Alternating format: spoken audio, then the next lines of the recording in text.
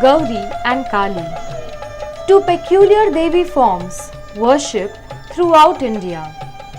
Gauri is very fair, very fair, like moonlight, and Kali, as the name suggests, is dark, pitch dark, like the no moon night.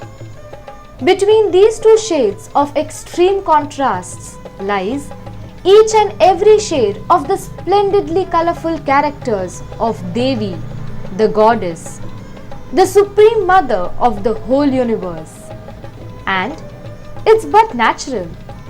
She has to assume hundreds and thousands of forms to fulfill various tasks bestowed on her by devotees, as their demands are really unending. One would be wonderstruck to see what the devotees want. They want wives and husbands, brides and babies, money and material wealth, health and houses, prosperity and protection, security and salvation. They pray for all things and even vow for them. And Devi is ever willing to fulfill them to the last dot. For this purpose, she assumes all those forms. She protects her devotees from all the evils, wards off bad omens, showers them with every kind of material wealth, nurtures them, feeds them, and offers them a permanent dwelling in the heaven after death. She is always there with them, participates in all their activities. She even sings and dances with them, visits their houses, and becomes a family member very much dear and near to them, as Gauri is.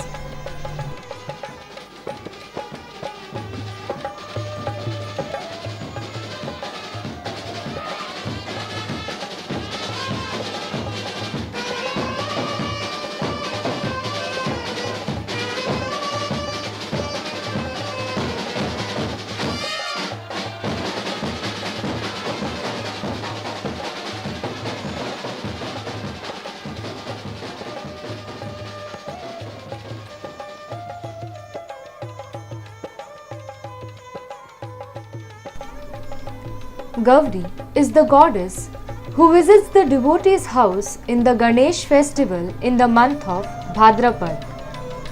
Lord Ganesha is Gauri's, that is, Parvati's son, and when his festival is on, she also wants to take the chance to visit her mother's place, that is, the devotee's house. She visits the place as a married, dutiful daughter, and during her stay of 2 nights and 3 days, gets herself pampered by all. Gauri is the wife of Lord Shiva, who stays in the cremation ground and does not believe in possessing any kind of material belongings. So, as a dutiful wife, Parvati does not wear jewellery and golds. But when she visits the mother's place, she is naturally offered and bedecked by silk and brocades, gold and silver ornaments. She is fed with food of her choice and made very comfortable during her short stay. She, of course, likes this pampering. People sing for her, dance for her. She also participates in this merriment by possessing one of the devotees and enjoys her stay thoroughly. She returns back to her heavenly abode contently, showering all her blessings on her relatives. Gauri has thus become a symbol of the tenderest relationship between the humans and the gods.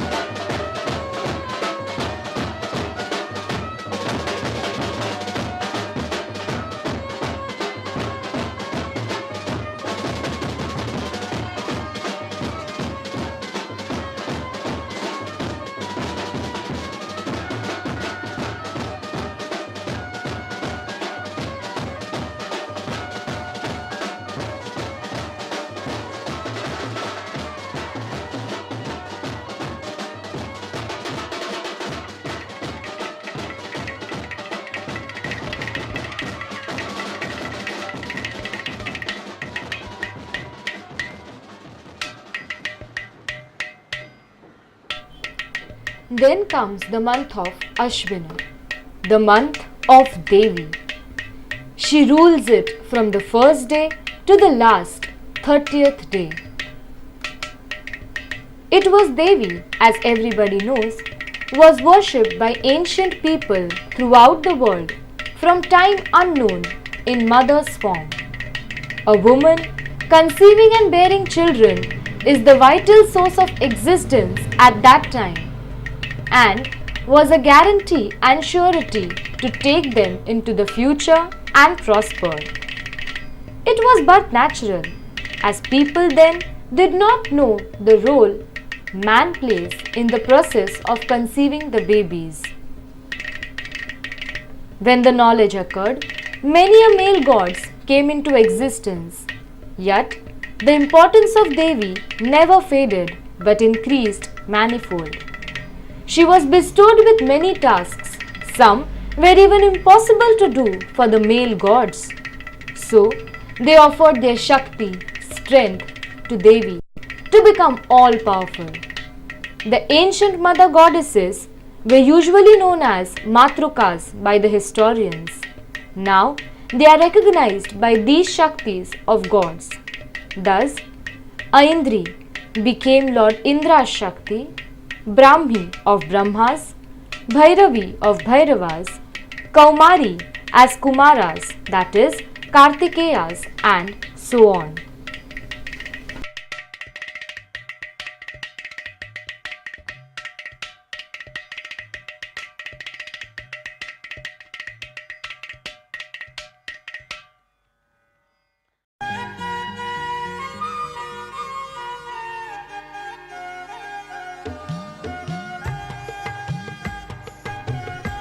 When Asuras became menacing to the Devas and started threatening to destroy them, all the Shaktis were assimilated in a magnificent Devi form and Goddess Durga emerged. The festival of Navratri from the first day of Ashwin to the 10th day is specially dedicated to Durga. During this period, she fought fiercely with Mahishasur and finally killed him on the 10th day. The D-Day came to be known as Vijaya Dashami. Durga literally means unconquerable mountain, like the Vindhya range. It was the seat of Asura king Mahishasur, and most of the Asuras were living in that range. When Durga was bestowed with the task of conquering Asuras, she made her permanent dwelling in the range and thus became Vindhyavasini. She gathered all the tribal women who were suffering at the hands of Asuras under her flag. She even united all the tribal goddesses and made Kali the commander of her women's army. Kali was a ruthless fighter who drenched her enemies of the last drop of blood. Though Navratri is mainly the festival of Durga, all other Devi forms are also worshipped and remembered during the festival. Though emerged basically from the mother's image, the Devi encompassed each and every stage in a woman's life, representing them accordingly. On the first day of the festival, she is the mother, Jagdamba, but during the period, she becomes Kumari, the virgin, Lalita, the charmer, Sundari, fully grown-up beauty, Sati, the devoted wife who sacrificed herself for her husband's honor, Annapurna, goddess of food, who feeds people and wards off hunger, and of course, Durga, to kill all the evils.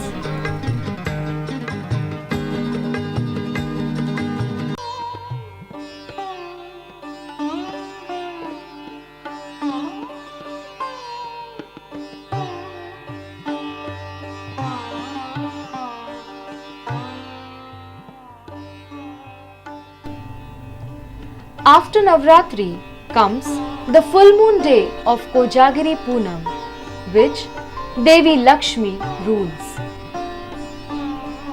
Though Lakshmi is supposed to be Lord Vishnu's spouse, in purest Devi form she is nobody's wife nor the daughter. She is one of the many independent forms of the magnificent, almighty Devi. It is said that on the Kojagiri night, Lakshmi roams everywhere asking a single question: who is awake? Ko Jagarti? And those who are awake worshipping her showers them with her blessings of wealth and health. Even in the Diwali festival, which falls at the end of the month, the last day is specially reserved for the worship of Lakshmi. But on that day, Kali Puja is of significant importance.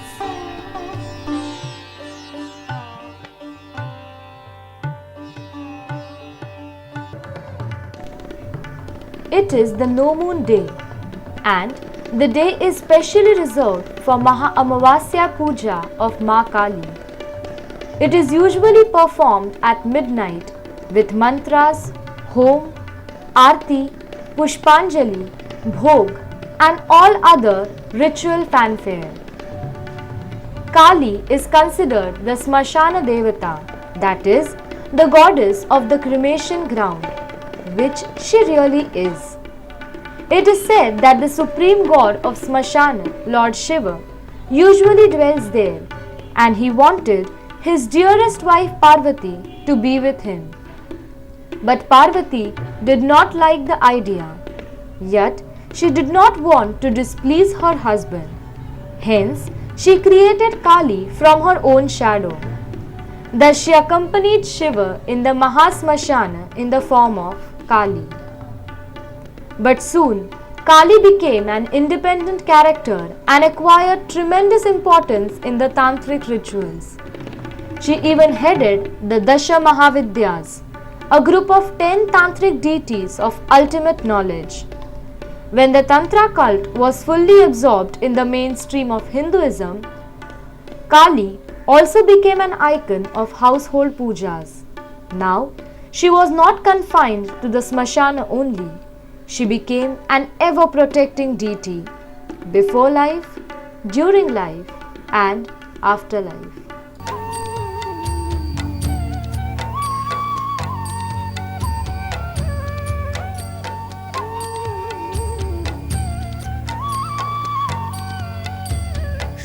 देवी प्रवक्ष्यामि कुञ्जिका स्तोत्रमुत्तमं येन मन्त्रप्रभावेण चण्डी जाप शुभो भवेत्।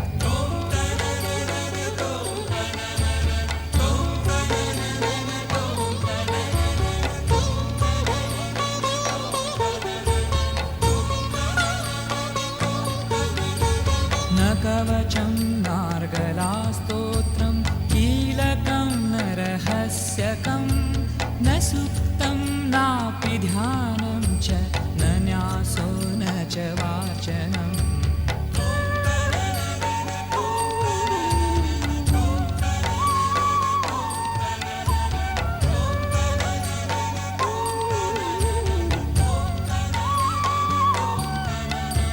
कुञ्जिका पाठमात्रेण दुर्गा पाठफलं लभेत् अतिगुह्यतरं देवी देवानामपि दुर्लभम्।